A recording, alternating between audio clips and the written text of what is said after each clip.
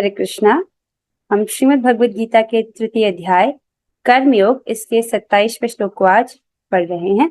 श्लोक पर चर्चा प्रारंभ करने से पूर्व हम भगवद गीता के महात्म्य को पढ़ेंगे। वहां से हम कुछ श्लोकों का श्रवण करेंगे। ये श्लोक वैष्णवी तंत्र सार से लिए गए हैं। ध्यान पूर्वक सुनिएगा, बहुत महत्वपूर्ण श्लोक है। गीता पाठम च श्रवणम य करोति दिने दिने कृत्वो वाजि मेधाद्या कृतस्तेन स दक्षिणाः।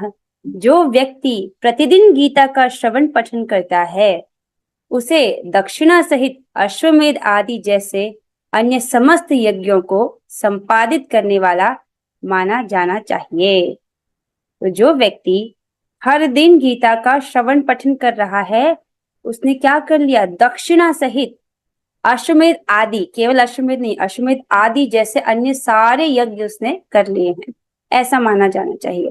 वास्तव में ये उनसे भी बड़ा यज्ञ है, कोई कंपैरिजन ही नहीं है।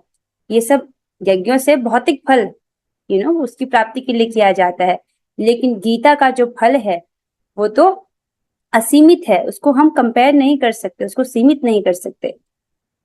यशृणीति च गीतार्थम कीर्तयति एव यः परम श्रावयेत् च परार्थम वै स प्रयाति परमं पदम। जो व्यक्ति भगवत गीता के अर्थ की महिमा को ध्यान पूर्वक श्रवण एवं कीर्तन करता है अथवा अन्यों को दोहराता है वह परम पद को प्राप्त करता है। क्या सुना आपने कि जो व्यक्ति भगवत गीता के अर्थ की महिमा को ध्यान पूर्वक सुनता है, कीर्तन करता है और अन्यों को दोहराता है, तो केवल स्वयं भी नहीं सुनना है, आप किसी एक व्यक्ति को भी बताएंगे तो वो भी तो दोहराना हुआ ना, राइट? तो वो व्यक्ति को उसे क्या प्राप्त होता है? वह परम पद को प्राप्त करता है। परम पद क्या है? भगवान श्री कृष्ण के चरण कमलों की सेवा, इससे परम और कुछ है ही नहीं। आगे चलते हैं। अभिचारोद्भवम दुखम वर्षापागतम च यत् नोपसर्पति तत्रैव यत्र गीतार्चनम गृहे। जिस गृह में श्रीमद् भगवद गीता का पूजन होता है वहां भयावह श्राप अथवा काले जादू से उत्पन्न दुख कभी प्रवेश नहीं कर सकता। तात्र तयो धभवा पीड़ा नैव व्याधिर्भवेत् क्वचित् न शापो नैव पापम च दुर्गतिर्नरकम च न। उस ग्रह में न तो त्रिविध तापों की पीड़ा होती है और न ही किसी व्याधि, श्राप, पाप, दुर्भाग्य अथवा नरक की स्थिति का भय होता है। किसी घर में, जिस घर में भगवद गीता का पूजन होता है, राइट, वहां पर क्या कह रहे, किसी भी श्राप, पाप, नरक की स्थिति या काले जादू का प्रभाव वहां पर नहीं पड़ता। गीतार्थ पठनम नास्ति नाधमस्य तत्परो जनः गीता गीतम न यति ज्ञानम तत्विद्धि असुर सम्मतम तम मोघम धर्म रहितम वेद वेदांत गर्हितम। जो व्यक्ति श्रीमद् भगवद गीता के अर्थ का पठन नहीं करता उससे अधिक कोई पतित नहीं है, तथा जिस ज्ञान का गीता में गुणगान नहीं है उसे आसुरी, व्यर्थ, धर्म रहित तथा वेदों और उपनिषदों द्वारा गर्हित जाना चाहिए।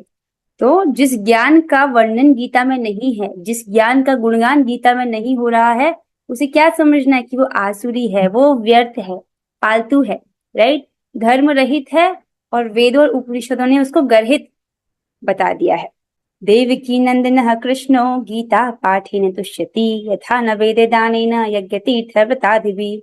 न वैदिक गायन, न ही दान, यज्ञ, तीर्थ अथवा व्रत आदि का संपादन देवकी नंदन श्री कृष्ण को इतनी संतुष्टि प्रदान कर सकता है जितना कि श्री गीता के गायन से होता है।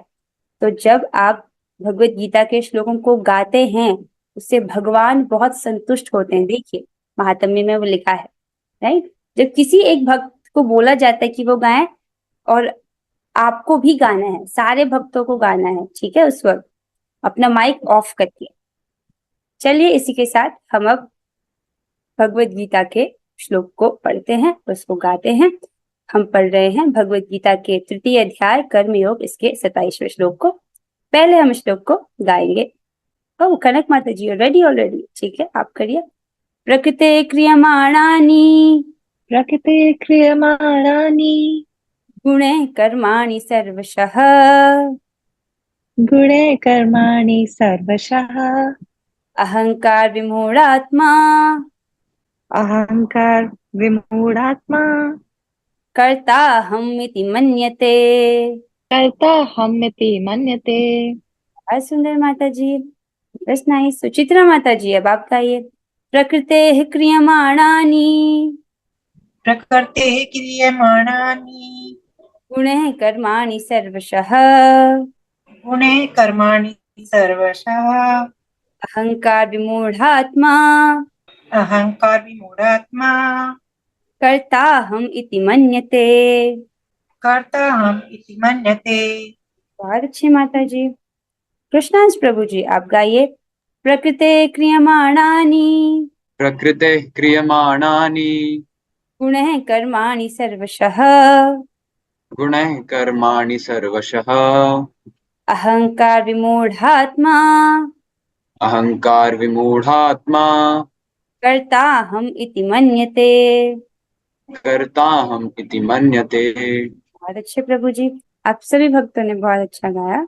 अब जानते हैं कि श्लोक में भगवान क्या कह रहे हैं। काफी ज्यादा व्याख्या है, इसलिए अब हम आगे बढ़ रहे हैं। भगवान इस श्लोक में कह रहे हैं, जीवात्मा अहंकार के प्रभाव से मोहग्रस्त होकर अपने आप को समस्त कर्मों का कर्ता मान बैठता है, जबकि वास्तव में वे प्रकृति के तीनों गुणों द्वारा संपन्न किए जाते हैं। अब ये बहुत महत्वपूर्ण श्लोक है और थोड़ा कठिन श्लोक है, इसीलिए इसको ध्यान पूर्वक सुनेंगे तो समझ आएगा। ठीक है। भगवान कह रहे हैं कि जीवात्मा अहंकार के प्रभाव से मोहग्रस्त होकर अपने आप को सारे कर्मों का कर्ता मान बैठता है, जबकि वास्तव में वे प्रकृति के तीनों गुणों द्वारा संपन्न किए जाते हैं। अब यहाँ पर क्या समझना होगा कि अपने आप को अकेला कर्ता मान बैठता है। जब कोई कार्य होता है उसके पीछे 5 घटक होते हैं, जिसको हम आगे पढ़ेंगे, लेकिन यहाँ पर जीवात्मा अपने आप को स्वतंत्र कर्ता मान बैठता है, राइट, जो कि ऐसा कि नहीं है। इसलिए भगवान उसको बोल रहे हैं कि वो मोहग्रस्त है। पहले इस श्लोक को हम समझेंगे, इस श्लोक का लिंक समझिए कि भगवान ऐसा क्यों बोल रहे हैं। हम चलेंगे 26 वाले श्लोक पर। पिछले श्लोक में भगवान ने बोला था कि विद्वान व्यक्ति को चाहिए कि वह सकाम कर्मों में आसक्त अज्ञानी पुरुषों को कर्म करने से रोके नहीं, ताकि उनकी मन विचलित ना हो, अपितु भक्ति भाव से कर्म करते हुए वह उन्हें सभी प्रकार के कार्यों में लगाए। नहीं? तो जो लोग सकाम कर्मों में जो लोग लिप्त हैं पूरी तरीके से, उनको सीधे ज्ञान की बातें नहीं बोलनी है, अपने आचरण से सिखाना है और प्रीति पूर्वक उनको भक्तिमय कार्यों में नियोजित करना है। अब इस श्लोक में भगवान कहते हैं कि जो जीवात्मा है वो अहंकार के प्रभाव से मोहग्रस्त होकर, क्या अहंकार है? मिथ्या अहंकार। मिथ्या अहंकार क्या है? जब व्यक्ति अपने आप को शरीर समझता है, राइट, उसके प्रभाव से मोहग्रस्त होकर अपने आप को समस्त कर्मों का कर्ता मान बैठता है। वो सोचता है कि मैं जॉब कर रहा हूं तो जो धन मैं कमा रहा हूं उसका फल भोगने वाला भी मैं ही हूं। तो इस प्रकार वो अपने आप को समस्त कर्मों का कर्ता मान बैठता है। यहाँ पर एक छोटा सा उदाहरण दिया गया, जबकि वास्तव में वे प्रकृति के तीनों गुणों द्वारा संपन्न किए जाते हैं। ध्यानपूर्वक इसको समझना होगा। प्रकृति के 3 गुण अर्थात सतोगुण, रजोगुण और तमोगुण, राइट। अब गुण तो जड़ होते हैं, गुण तो जड़ होते हैं, उनमें थोड़ी कोई वो चेतन थोड़ी होते हैं। तो इसको आप अच्छे से समझेंगे तो आपको समझ आएगा। तो प्रश्न है, क्या आत्मा अपने कर्मों का कर्ता नहीं है? भगवान क्या कह रहे हैं कि जीवात्मा अहंकार के प्रभाव से मोहग्रस्त होकर अपने आप को समस्त कर्मों का कर्ता मान बैठता है। तो क्या जीवात्मा अपने कर्मों का कर्ता नहीं है? प्रश्न समझ आया? राइट, इसको हम समझेंगे। इसको भगवान भगवत गीता के 18वें अध्याय के 14वें श्लोक में बोलेंगे। क्या? कि कर्म का स्थान, कर्ता, विभिन्न इंद्रियां, अनेक प्रकार की चेष्टाएं तथा परमात्मा, ये 5 कर्म के कारण हैं। राइट, कोई भी कर्म हो रहा है उसके पीछे 5 कारण है। क्या है? कर्म का स्थान अर्थात ये शरीर। अगर शरीर ही ना हो तो व्यक्ति क्या कार्य कर सकता है? राइट। दूसरा है कर्ता अर्थात आत्मा। ओके। तीसरा है विभिन्न इंद्रियां। अगर इंद्रियां ना हो तो व्यक्ति कार्य कैसे करेगा? फॉर एग्जाम्पल, अभी आप भगवत गीता को सुन रहे हो, कान ही ना हो तो आप कैसे सुनेंगे? अनेक प्रकार की चेष्टाएं अर्थात इच्छा, जो आत्मा इच्छा करता है, तथा परमात्मा। राइट। तो ये 5 क्या है? कारण है। अब इसको ध्यान पूर्वक समझिए, ये क्या है? ये 5 कर्म के कारण है। अब भगवान ने श्लोक में क्या बोला कि वो जो जीवात्मा है वो अहंकार से मोहग्रस्त होकर, मिथ्या अहंकार से मोहग्रस्त होकर अपने आप को सारे कार्यों का कर्ता मान बैठता है। वो ये सोचता है कि मैं स्वतंत्र करता हूं और एकमात्र करता हूं, जो कि गलत है। राइट। ये 5 कर्म के कारण है, इसको समझिए। राइट। अगर मानिए एक एग्जाम्पल लेते हैं, एक बच्ची है, उसने बहुत अच्छे से पढ़ाई की और वो फर्स्ट आ गई। राइट। अब अगर वो माने कि हाँ मैं फर्स्ट आई क्योंकि मैंने बहुत मेहनत की इसलिए मैं फर्स्ट आई। Right. Let's take a very normal simple example. अब देखो, मानो उसने मेहनत की और वो फर्स्ट भी आ गई, लेकिन अगर कर्म का स्थान शरीर ही ना हो तो? राइट। और शरीर क्या उसने बनाया है? नहीं। शरीर किसने बनाया है? राइट। भगवान की व्यवस्था से प्रकृति ने ये शरीर दिया है। राइट। अब आते हैं कर्ता, आत्मा। अगर शरीर है लेकिन आत्मा नहीं है, तब वो क्या फर्स्ट आ सकती है? नहीं। right? दोनों चाहिए, शरीर भी चाहिए, आत्मा भी। कमिंग टू नेक्स्ट पॉइंट, विभिन्न इंद्रियां, आंख, नाक, कान, त्वचा आदि। राइट। विभिन्न इंद्रियां। सो कर्म का स्थान है, शरीर है, आत्मा है, लेकिन इंद्रियां नहीं है। मतलब वो देख नहीं सकती, सुन नहीं सकती, लिख नहीं सकती, इस प्रकार से इंद्रियां नहीं है, तो क्या फिर वो फर्स्ट आ पाएगी? नहीं। तो क्या उसने आंख बनाई? कान बनाए? नहीं। राइट। क्या माता पिता ने आंखें बनाई? नहीं। राइट। ये भगवान की व्यवस्था से प्रकृति द्वारा हमको ये दी गई है। देखिए कितना अद्भुत है, इस जगत में हम आंखें बनती हुई देखते हैं। आपकी आंखें हैं, मेरी आंखें हैं, हम में से हर व्यक्ति जो यहाँ पर उपस्थित है उनकी आंखें हैं, लेकिन ये आंखें बनाई किसने?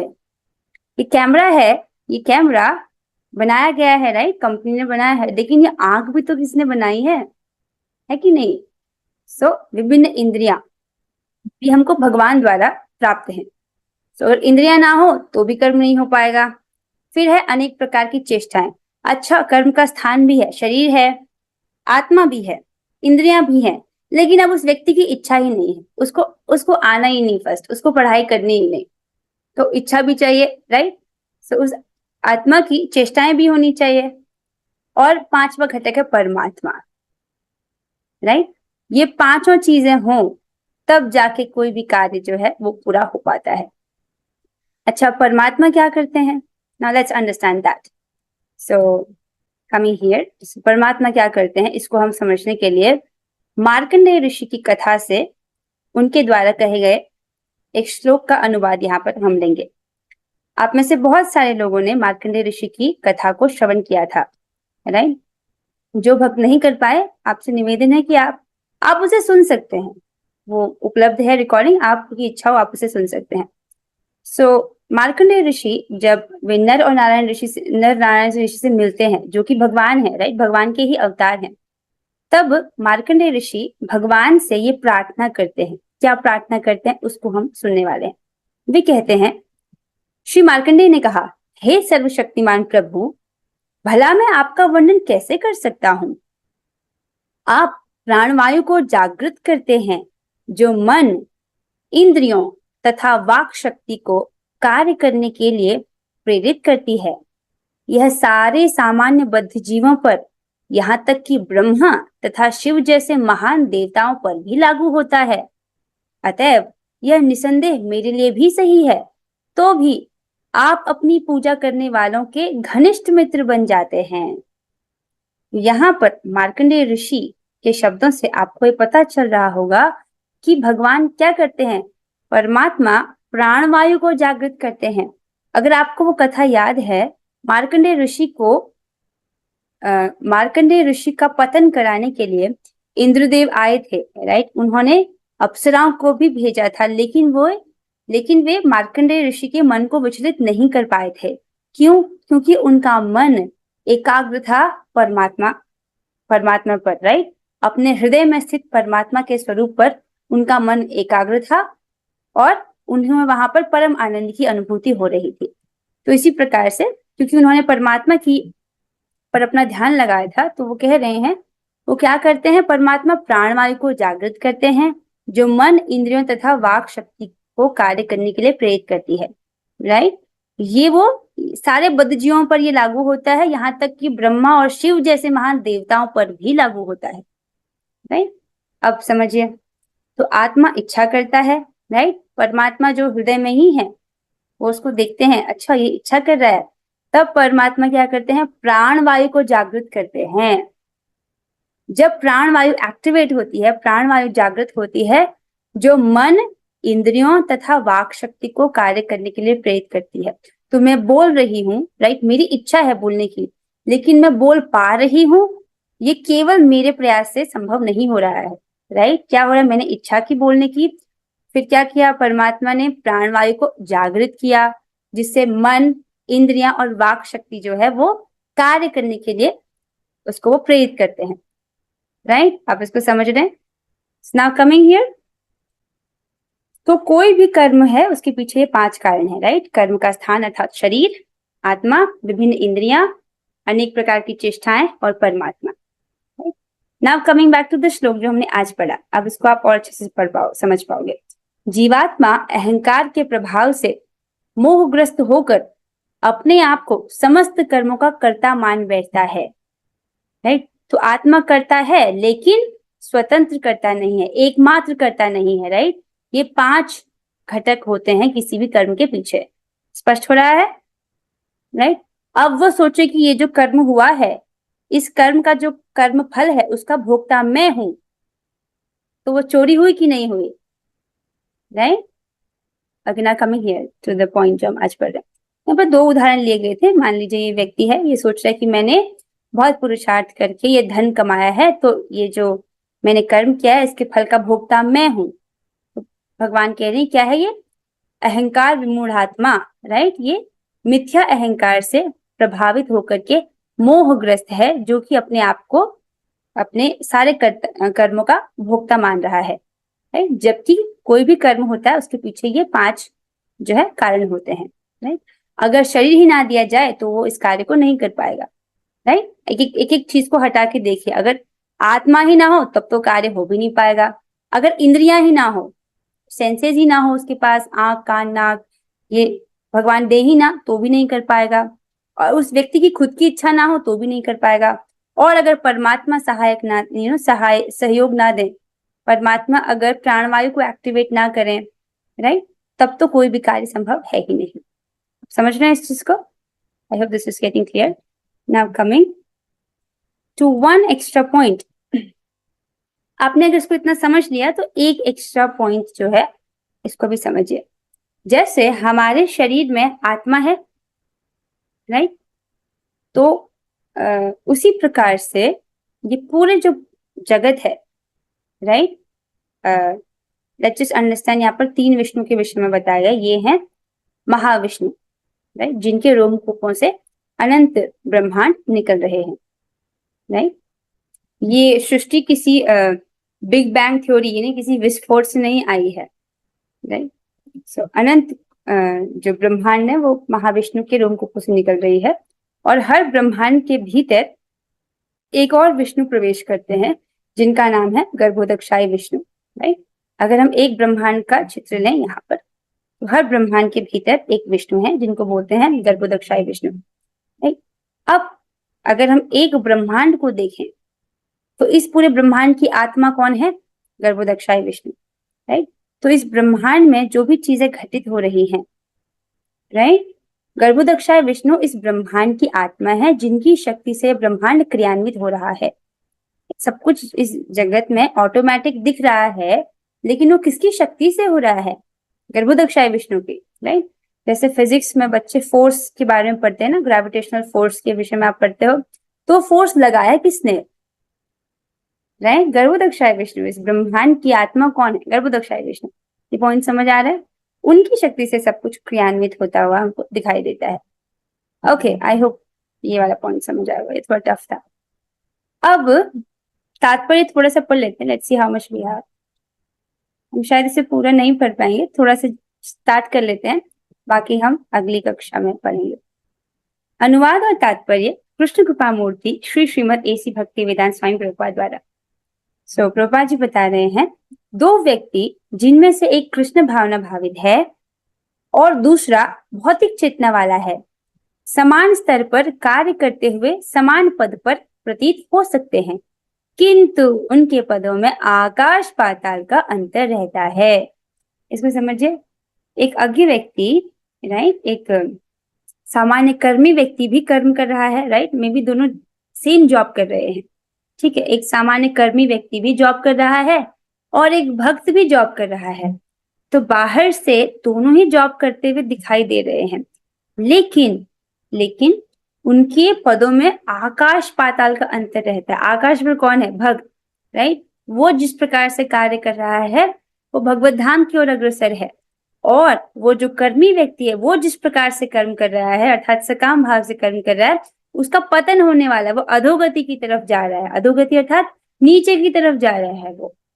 समझे, इन दोनों की स्थिति में आकाश पाताल का अंतर है। तो भौतिक चेतना वाला व्यक्ति अहंकार के कारण आश्वस्त रहता है कि वही सभी वस्तुओं का कर्ता है। वह यह नहीं जानता कि शरीर की रचना प्रकृति द्वारा हुई है, जो परमेश्वर की अध्यक्षता में कार्य करती है। नाउ कमिंग हियर, एक भौतिक चेतना वाला व्यक्ति ये सोचता है कि मेरे सारे कार्यों का कर्ता तो मैं ही हूँ, इसलिए वो सोचता है कि इन सारे कार्यों का फल का भोक्ता भी मैं ही हूँ, राइट।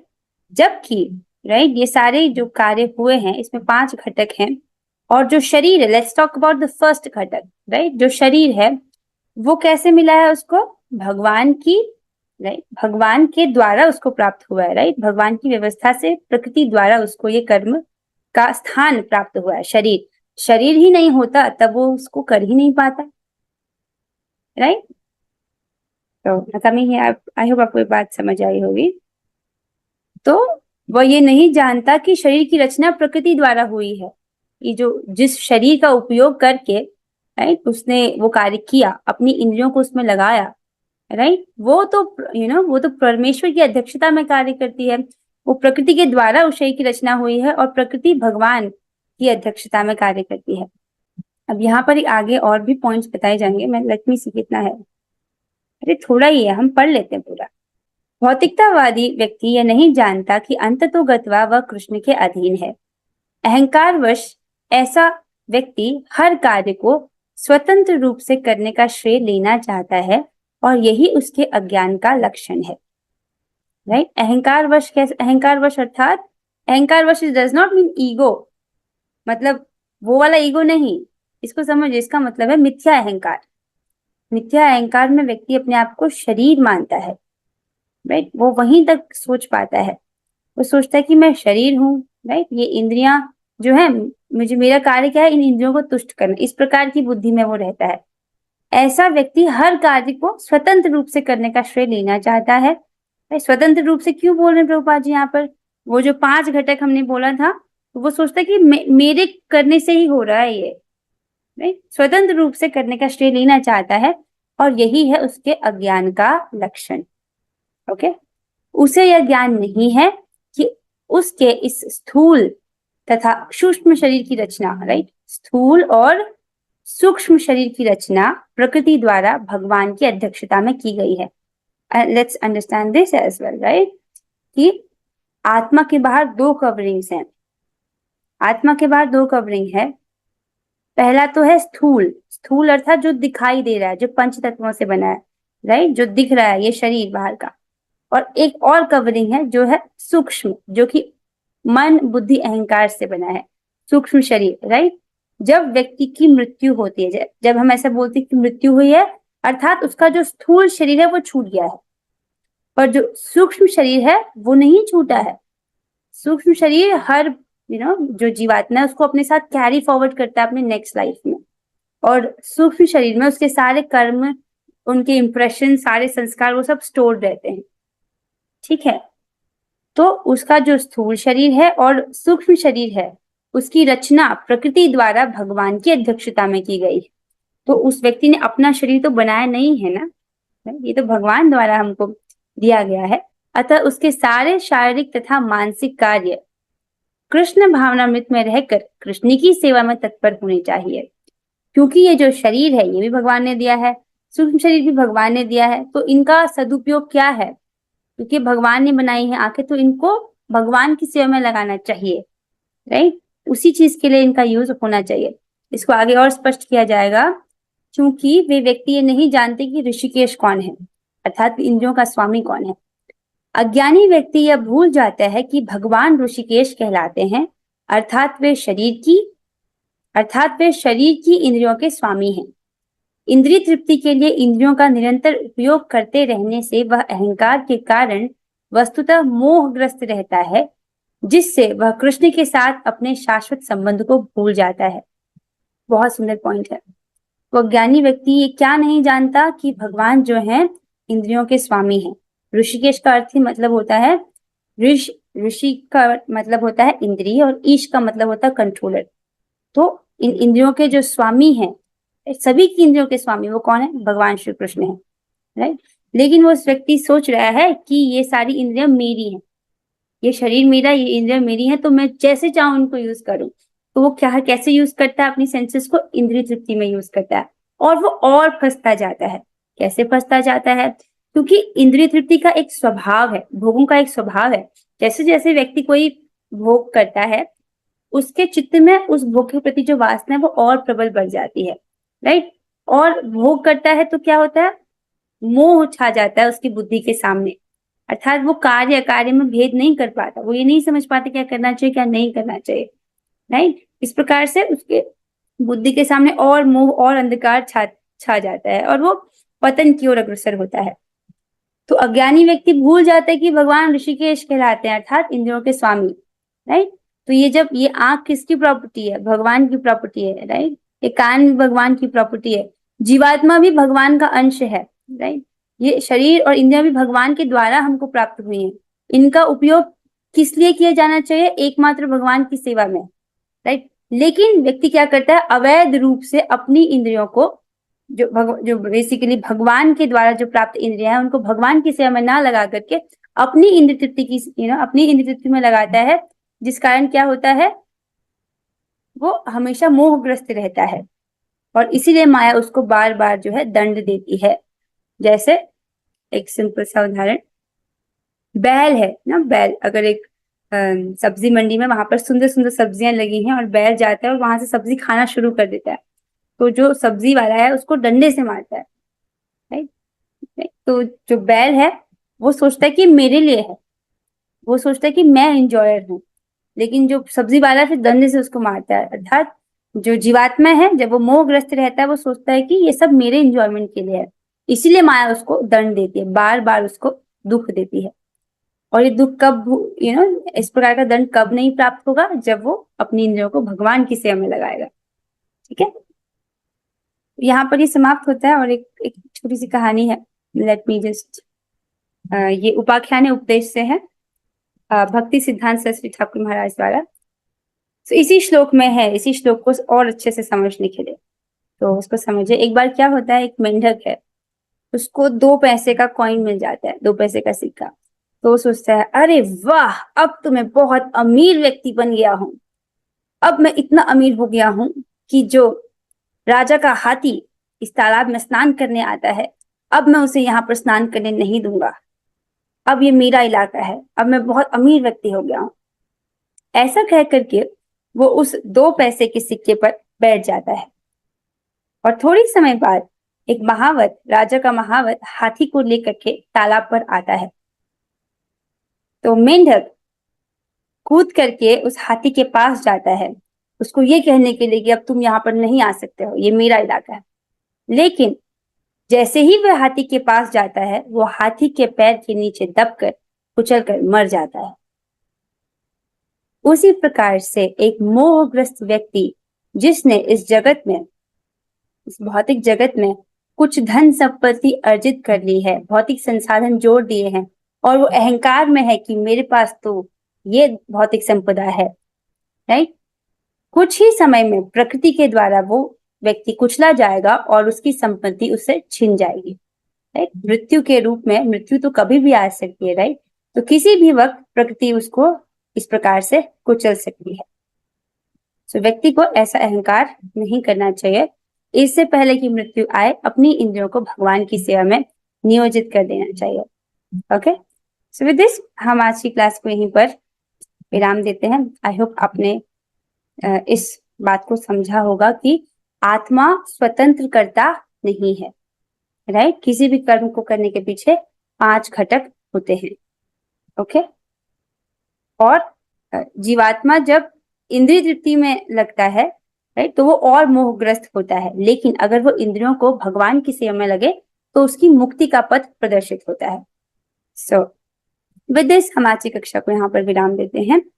और आज समय ज्यादा हो गया इसलिए हम प्रश्न उत्तर नहीं करेंगे। प्रश्न उत्तर आज के श्लोक में है नहीं, थोड़ा टफ था। आई होप आप इसको थोड़ा और पढ़ेंगे तो आपको समझ आ जाएगा। अब हम 3 बार हरे कृष्ण महामंत्र करेंगे। अगर किसी का कोई प्रश्न है तो आप अभी पूछ सकते हो। कोई किसी का प्रश्न है तो आप पूछ सकते हो। नो, सबको सब समझ आ गया? Okay, everybody is so intelligent. आप लोग तो बहुत बुद्धिमान है। सो हम 3 बार हरे कृष्ण महामंत्र करते हैं। आप लोग अपने माइक को ऑन कर लीजिए। Let us do it together. Hare Krishna Krishna Hare Krishna Krishna Krishna Hare Hare Hare Ram Ram Hare Krishna Hare Krishna Hare Krishna Krishna Hare Ram Ram Ram Ram Hare Ram Hare Hare Krishna Krishna Krishna Krishna Hare Ram Ram Ram Shrimad Bhagavad Gita की जय, जय। प्रभुपाद की जय। और कोई श्री गुरु ग्रंथ हरे कृष्णा।